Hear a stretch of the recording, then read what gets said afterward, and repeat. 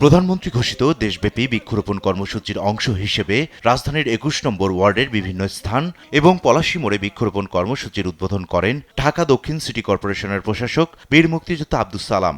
ঢাকা বিশ্ববিদ্যালয়ের কর্মচারীদের বাসভবনের সামনে গাছ রোপণের মধ্য দিয়ে ঢাকা দক্ষিণ সিটি কর্পোরেশনের বৃক্ষরোপণ কর্মসূচি শুরু হয়।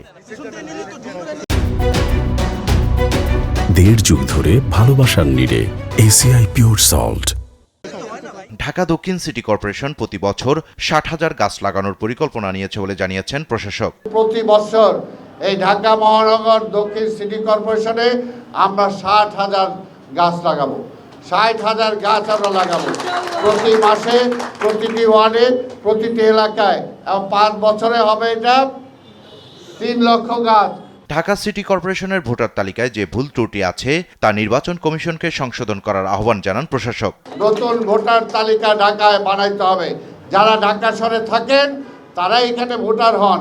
ঢাকা শহরে থাকেন না, একদিনের জন্য ঢাকা শহরে এসে ভোট দিবেন আবার চলে যাবেন, ওইটা অন্তত হবে না।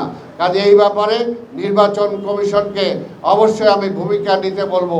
ভাইরা আমার, নির্বাচনকে বিএনপি কখনোই ভয় পায় না। ২ মাসের মধ্যে সবকিছু পরিবর্তনের প্রত্যাশা অবাস্তব। একই সঙ্গে গণতন্ত্রকে বাধাগ্রস্ত না করার আহ্বান জানান দক্ষিণ সিটির প্রশাসক। ১৭ বছর পরে অন্তত গণতন্ত্রটা ফিরে আসছে। এই সময় গণতন্ত্রটাকে আবার ব্যাহত করেন না আপনারা। ২ মাসের মাথায় সরকারকে যদি বলেন সব কিছু ঠিক করে ফেলতে, এটা কি আলাদিনে আশ্চর্য প্রদীপ তার হাতে আছে নাকি যে ঘষা দিলেই সব ঠিক হয়ে যাবে? সেটার জন্য সময় লাগবে।